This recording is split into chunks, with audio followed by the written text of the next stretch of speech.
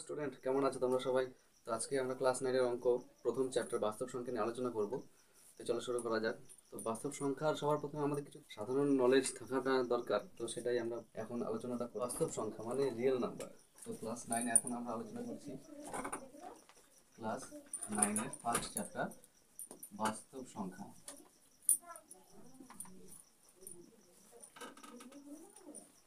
বাস্তব সংখ্যা, তো দেখো আমরা যদি কোনো নাম্বার নিতে থাকি, 1 2 3 4 এরকম অসংখ্য নাম্বার আছে, এদিকে যত দূরে যাব অসংখ্য নাম্বার আছে। যে কোনো নাম্বার আমি 537 যদি নিই, তাহলে 1 থেকে আমি যে কোনো নাম্বারগুলো নিই না কেন, তাহলে এগুলোকে আমরা বলবো স্বাভাবিক নাম্বার। কি বলবো? এগুলোকে বলবো আমরা স্বাভাবিক নাম্বার।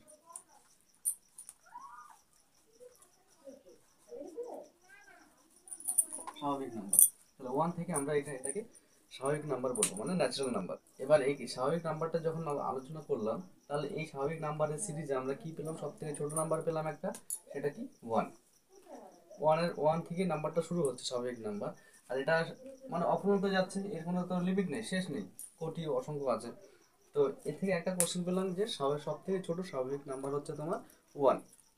এবার এবার 1-এর আগে আমরা জানি শূন্য, জিরোটা ধরি। তো তো 1-এর আগে যদি আমরা জিরোটাকে অ্যাড করে দিই, তাহলে কি পাচ্ছি? তাহলে এর একটা সিরিজ পাচ্ছি, ঠিক আছে? তাহলে জিরোটাকে যখন আমি স্বাভাবিক সংখ্যার সাথে অ্যাড করলাম, তখন এই সিরিজটাকে কি বলবো? তখন বলবো এটাকে অখণ্ড নাম্বার, মানে অখণ্ড সংখ্যা। সরি, নাম্বার বলছি, এটা সংখ্যা হবে, অখণ্ড অখণ্ড সংখ্যা। যদি যে কোনো নাম্বার দিল, মনে করো যে কোনো নাম্বার দিল 537 বা যে 67, যে কোনো নাম্বার দিল, যদি জিরোটা না দেয় তাহলে বলবো স্বাভাবিক সংখ্যা, আর যদি জিরোটাকে দেয় তাহলে বলবো এটাকে অখণ্ড সংখ্যা। তাহলে এই অখণ্ড সংখ্যাকে কি বলা হয়? সিরিজটাকে হোল নাম্বার, ঠিক আছে? তো এবার দেখো, তাহলে একটা পেলাম স্বাভাবিক নাম্বার আর একটা পেলাম অখণ্ড নাম্বার। তো এবার প্রশ্ন হচ্ছে, দুটি যদি যে কোনো আমি স্বাভাবিক সংখ্যা নিই, 2 নিলাম, এখানে 5 নিলাম, তাহলে দুটি যে কোনো স্বাভাবিক সংখ্যা নিই, তাহলে এই দুটো স্বাভাবিক সংখ্যার আমি যোগফল কি পাবো? 7। তাহলে এই যে দুটো স্বাভাবিক সংখ্যার যোগফলটা পেলাম, তাহলে এটা 7 পেলাম, তাহলে এই 7টা নিশ্চয়ই স্বাভাবিক সংখ্যার মধ্যেই পড়ছে।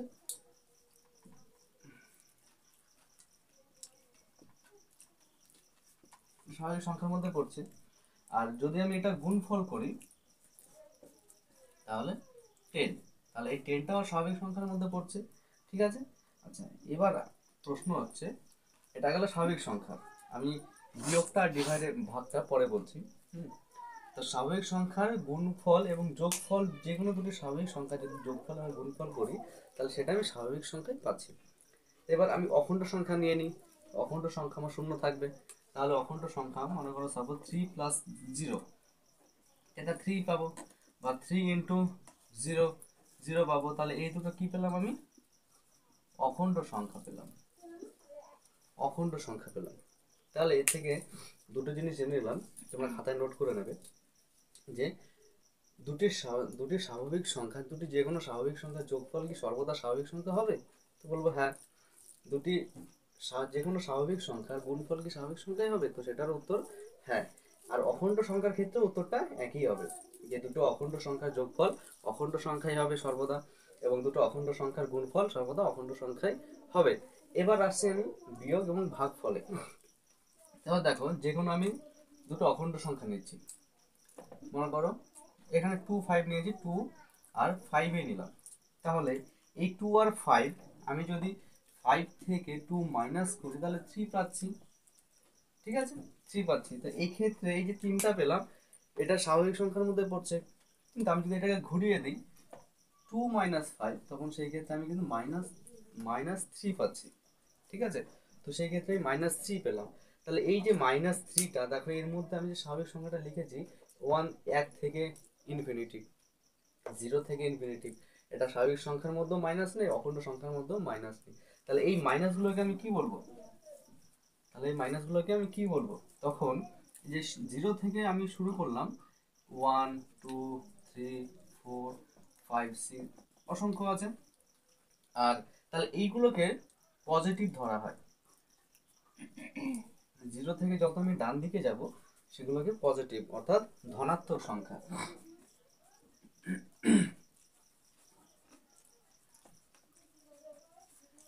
ধনাত্মক সংখ্যা। এবার জিরোর উল্টো দিকেও আমরা জানি সংখ্যা আছে, কি সেটা, সেগুলোকে নেগেটিভ ধরা হয়, মানে ঋণাত্মক সংখ্যা।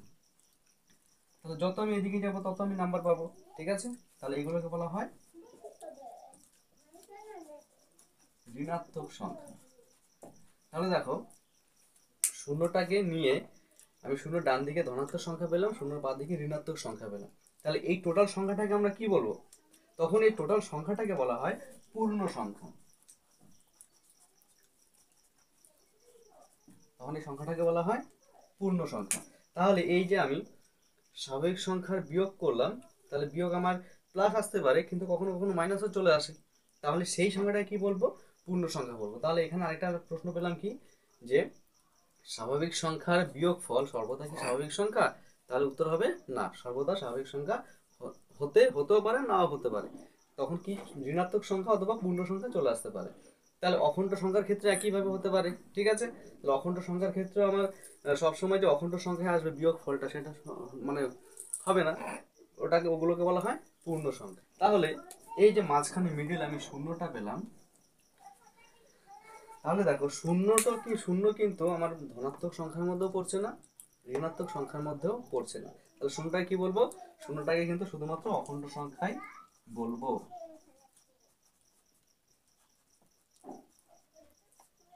শূন্যটাকে শুধুমাত্র অখণ্ড সংখ্যাই বলবো। তাহলে এবার তোমাদের আমি প্রশ্ন করছি, তোমরা বলো যে সব থেকে ছোট স্বাভাবিক সংখ্যা কোনটা? নিশ্চয়ই উত্তর দিতে পেরেছো। আচ্ছা, তাহলে সব থেকে ছোট অখণ্ড স্বাভাবিক সংখ্যা, সেটাও আশা করি বুঝতে পেরেছো। আর যদি বলি সব থেকে বড় স্বাভাবিক সংখ্যা, এর কিন্তু কোনো অ্যান্সার নেই, কারণ বড় আমার যে কোনো সংখ্যা হতে পারে, আর সব থেকে বড় অখণ্ড সংখ্যা যে কোনো হতে পারে। আর যদি পূর্ণ সংখ্যার ক্ষেত্রে বলে, পূর্ণ সংখ্যার ক্ষেত্রে কিন্তু সব থেকে ছোট নেই বা সব থেকে বড় নেই, ঠিক আছে। এই কথাগুলো ধ্যান রাখবে। তো দেখো, তো স্বাভাবিক সংখ্যার প্লাস হয়ে গেল, মাল্টিপ্লাই হয়ে গেল, মানে যোগ হলো, গুণ হলো, বিয়োগটা হলো, এবার ভাগটা পড়ে আছে। তো দেখো, যে কোনো আমি দুটো নাম্বার নিলাম, স্বাভাবিক সংখ্যায় প্রথমে নিলাম, স্বাভাবিক সংখ্যা অখণ্ড সংখ্যা ধরতে পারো, কোনো অসুবিধা নেই। তাহলে এটাকে যদি আমি ভাগ করি 10/2, তাহলে এটা আমরা 5 পাচ্ছি, 10কে 2 দিয়ে ভাগ করলে 5 হয়। কিন্তু আমি যদি এটাকে উল্টে দিই, যেমন 2/10, তখন তো এটাকে ভাগ করা যাচ্ছে না। দেখো, ওপরে 2 আছে, নিচে 10 আছে, এটা কি বলে? এটাকে ভগ্নাংশ বলে, তাই না? এটাকে ভগ্নাংশ বলে।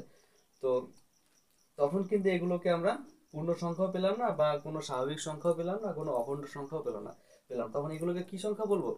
এগুলোকে তখন বলা হয় মূলদ সংখ্যা।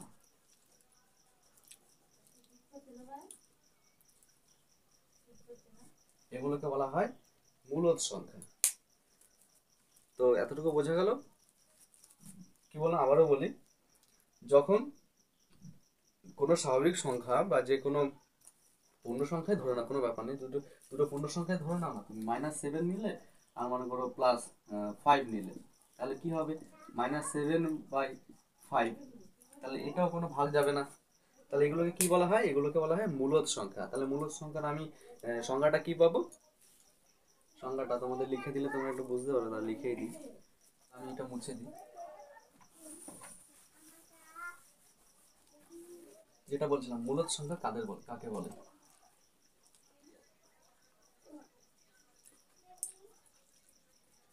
মূলদ সংখ্যা হচ্ছে যে সকল সংখ্যাকে p/q আকারে প্রকাশ করা হয়। তোমাদের সুবিধার জন্য তুমি খাতায় নোট করে নাও, আমি মুখে বলে দিচ্ছি, তোমাদের বইতেও আছে, দেখে নিতে পারো। মূলদ সংখ্যা হচ্ছে যে সকল সংখ্যাকে p/q আকারে প্রকাশ করা হয়। p এবং q পূর্ণ সংখ্যা। এটাকে বললাম স্বাভাবিক সংখ্যা হতে পারে, অখণ্ড সংখ্যা হতে পারে, আর স্বাভাবিক সংখ্যা, অখণ্ড সংখ্যা, সমস্ত এগুলোকে পূর্ণ সংখ্যার মধ্যে পড়ে। তাহলে p এবং q পূর্ণ সংখ্যা হতে হবে, ঠিক আছে। এবং কিউটা যেন কিউ নট ইজিক্যাল টু 0, মানে কিউ যেন শূন্য না হয়। কিউটা কোথায় পেয়েছি? ভগ্নাংশ উপরটাকে বলে লব, নিচেরটাকে বলে হর। তো দেখো, এই হর যদি একটা ভগ্নাংশে, হর কখনো শূন্য হতে পারে? কখনোই শূন্য হতে পারে না, কারণ শূন্যকে আমি যে কোনো সংখ্যা দিয়ে ভাগ করতে পারি, সেটার উত্তর আমার শূন্যই হবে। কিন্তু কোনো সংখ্যাকে আমি শূন্য দিয়ে ভাগ করতে পারি, শূন্য দিয়ে কাউকে ভাগ করা যায় না। তো শূন্যের ব্যাপারে অনেক অনেক বিজ্ঞানী অনেক মত দিয়েছে, সেসব ব্যাপারে আমি যাচ্ছি না। যাই হোক, যেন হর যেন টিটা যেন কিউ যেন আমার 0 না হয়, তাহলে মূলদ সংখ্যা কাকে বলে? যে সকল সংখ্যাকে পি বাই কিউ আকারে প্রকাশ করা হয়, যেখানে পি এবং কিউ পূর্ণ সংখ্যা এবং কিউ যেন তোমার জিরো না হয়, তাহলে তাদেরকে আমরা বলবো মূলদ সংখ্যা। তো যে কোনো সংখ্যা হতে পারে, -7, 5, 2, 5, 0, এগুলোকে, তাহলে এগুলো বলতে পারো যে এগুলো মূলদ সংখ্যা ভাবে সাজাতে পারি, কারণ আমি নিচে 1 লিখতেই পারি, যে কোনো স্বাভাবিক সংখ্যা আমি নিচে 1 লিখতেই পারি, তাহলে সেগুলো আমার মূলদ সংখ্যার মধ্যে পড়ে যাচ্ছে। আচ্ছা, এটা গেল মূলদ সংখ্যা। মূলদ সংখ্যাকে বলা হয় রেশনাল নাম্বার। ঠিক আছে, তো এবার মূলদ সংখ্যা তোমাদের ক্লিয়ার হয়ে গেল কনসেপ্ট। যারা বুঝতে পারেন তারা আবার রিভাইজ করে দেখে নিতে পারো, তোমাদের অনলাইনে পড়ার হচ্ছে এই একটা সুবিধা। তো মূলদ সংখ্যা বোঝা গেছে। তো তোমাদের ফ্রেন্ডস একটা প্রশ্ন করছি আমি, এই এতটুকুর মধ্যে প্রশ্ন করছি, সিম্পল একটা প্রশ্ন, আমি আশা করি তোমরা সবাই পেরে যাবে। তো তোমাদের একটা প্রশ্ন করছি, তোমরা আমাকে বলো যে 0 আর -570, মানে 570 মাইনাস, তাহলে তোমাদের প্রশ্ন হচ্ছে এর মধ্যে কে বড়, 0 বড় না -570 বড়? এটা তোমাদের প্রশ্ন বললাম, কমেন্টে আমি উত্তর বলে দেবো, যেহেতু যদিও বলে দেবো, তোমাদের কাছে আমি প্রশ্নটা দিলাম যে 0 বড়, -570 বড়। ঠিক আছে, ফটাফট আমাকে কমেন্ট বক্সে উত্তরটা দিয়ে দাও। এবার তোমাদের আমি বোঝাবো সমতুল্য মূলদ সংখ্যা। এতটুকু কমপ্লিট হয়ে গেছে, আমি একটু মুছে নিই।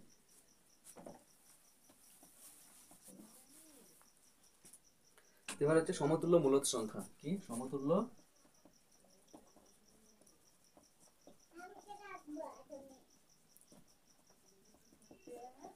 মূলদ সংখ্যা। সমতুল্য মানে কি?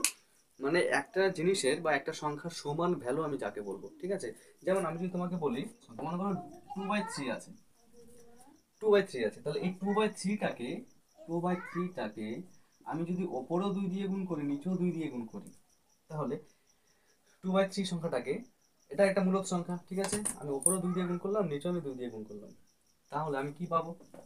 4/6। তাহলে দেখো এই 4/6টার মধ্যে 2টা কমন আছে, এই 2টা তো কমন আছে, তা 2টা কমন না মানে কি? মানে একও আমি যা দিলাম, একও আমি তাই দিলাম, তাহলে কি এর দুটোর মধ্যে আছে 2, তাহলে এই যে 2/3, এই 2/3 থেকে আমি ওপরে নিচে 2 গুণ করে আমি 4/6 পেলাম।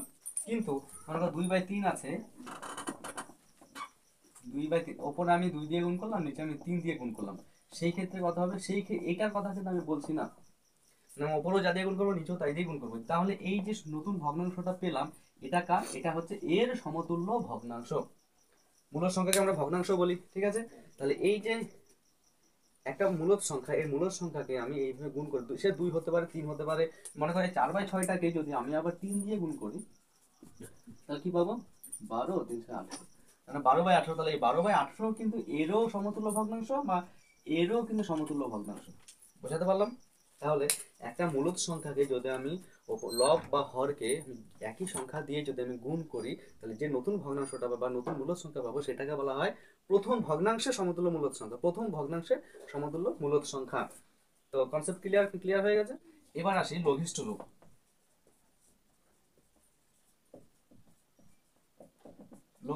লঘিষ্ঠ রূপ বোঝানোর আগে তোমাদের একটা জিনিস আমি বোঝাতে চাই, যে উৎপাদক জিনিসটা কি? উৎপাদক জিনিসটা কি? আশা করি যারা বোঝো, যারা জানো তারা তো জানো, যারা জানো তাদেরকে আমি একটু বলে দিই। উৎপাদক মানে হচ্ছে, মানে 24, তাহলে 24কে কি দিয়ে ভাগ যায় দেখো, 1 দিয়ে, 1 দিয়ে গেলে 24ই হচ্ছে, 2 দিয়ে গেলে 12 হচ্ছে, 3 দিয়ে 8 হচ্ছে, 4 দিয়ে 6 হচ্ছে। ঠিক আছে, তাহলে 1, 2, 3, 4, 6, 8, 12, 24, এগুলোকে বলা হয় গুণনীয়ক। মানে 24কে যে সমস্ত সংখ্যা দিয়ে ভাগ করা যায় তাদেরকে বলা হয় গুণনীয়ক, তাদেরকে বলা হয় গুণনীয়ক। ঠিক আছে, আর আমি বলছি উৎপাদক। উৎপাদক মানে হচ্ছে 24টাকে ভাঙলে আমি কি কি পাচ্ছি, 24টাকে ভাঙলে আমি কি কি পাচ্ছি, যদি আমি 2টা মধ্যে ভাগ করি 12 পেলাম, 2টা যদি ভাগ করি বা 24কে, তাহলে 12 দুগুণে 24, 12কে যদি আবার 2 দিয়ে ভাগ করি তাহলে 6, 6 যদি আবার 2 দিয়ে ভাগ করি 3, এখানটা বুঝতে পারলে? 6 দুগুণে 12, 3 দুগুণে 6, মানে এই 24টাকে ভেঙে কি কি পেলাম? 2 গুণ 2 গুণ 2 গুণ 3। তাহলে এই যে 24টাকে ভেঙে আমি এই সংখ্যাগুলোকে গুণ আকারে পেলাম। এই উৎপাদক মানে হচ্ছে, মানে কোনো সংখ্যাকে গুণ করে ভাঙা। ঠিক আছে, গুণ করে ভাঙাটাকে বলা হয় উৎপাদক। তো 24টাকে ভেঙে আমি 2 2 2 3 এভাবে পেলাম গুণ আকারে, তাহলে এগুলোকে বলা হয় উৎপাদক। আচ্ছা, উৎপাদক বিভিন্ন রকম হতে পারে। আমি যদি এটাকে এইভাবে লিখতে পারি, এটাকে আলাদাভাবে লিখতে পারি 4 গুণ 6, তাহলে এই 4 গুণ 6টাকেও আমি তোমার 24 হচ্ছে, তাহলে এইটাকে দেখো, এইটাকেও কিন্তু আমি উৎপাদক বলবো। এটাকে এমনি উৎপাদক বলবে, এটা কিন্তু মৌলিক সংখ্যা উৎপাদক বলবো। যদি মৌলিক উৎপাদক বলে তাহলে এমন উৎপাদকে ভাঙবো যাদেরকে আর ভাঙা যায় না, যেমন 2 কে আর ভাঙা যায় না, 2 কে ভাঙা যায় না, 3 কেও ভাঙা যায় না, কিন্তু 4 কে ভাঙা যায়, 6 কে ভাঙা যায়। তাহলে এটা কিন্তু মৌলিক উৎপাদক না, এইটাকে বলা হয় মৌলিক উৎপাদক। এটাও উৎপাদক, এটাও উৎপাদক। তো বোঝা গেছে? তো দেখো লঘিষ্ঠ রূপ কি বলছে, লঘিষ্ঠ রূপ বলছে মনে করো, তার উৎপাদক তোমাদের ক্লিয়ার হলো, এবার লঘিষ্ঠ রূপটা আমি তোমাকে বোঝাচ্ছি। মনে করো 12/32, 12/32 একটা মূলদ সংখ্যা, তাহলে এই মূলদ সংখ্যাটাকে তোমাকে লঘিষ্ঠ রূপে ভাঙতে হবে। ঠিক আছে, লঘিষ্ঠ রূপে কি করে ভাঙতে হবে আগে তোমাদের আমি ডিটেলসে বোঝাচ্ছি। ঠিক আছে, আমি শর্ট ফর্মও করা যায়, কিন্তু যারা কাটাকুটি করতে পারে তারা সহজে করে ফেলবে, যারা কাটাকুটি করতে না পারে তাদেরকে আমি কাটাকুটিটা এখানে এর মধ্যে বুঝিয়ে দিচ্ছি।